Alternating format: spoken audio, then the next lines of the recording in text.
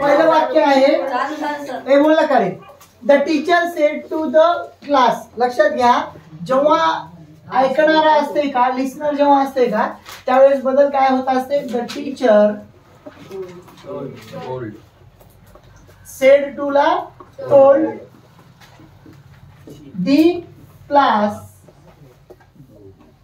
Comma आणि inverted साठी that the earth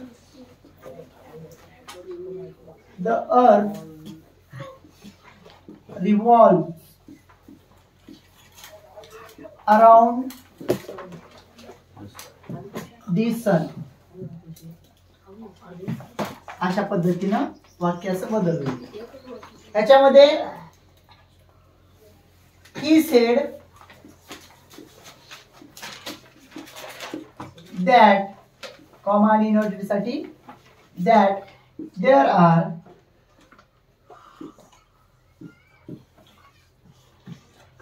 7 days in a week. झालं. पुढचं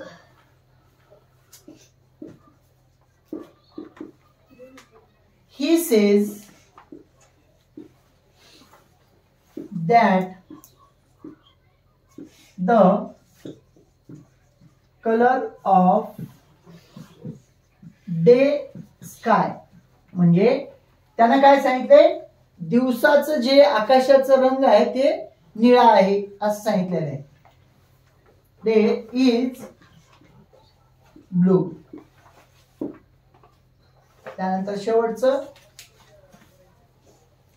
ही सेड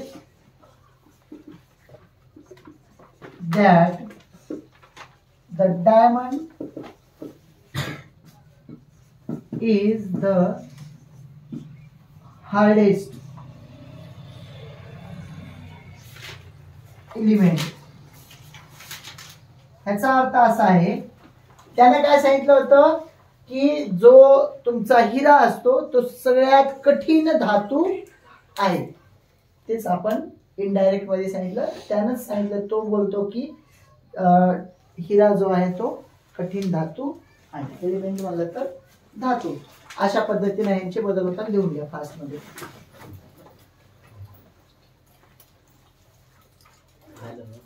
काय प्रूव्ह करायचंय तुला?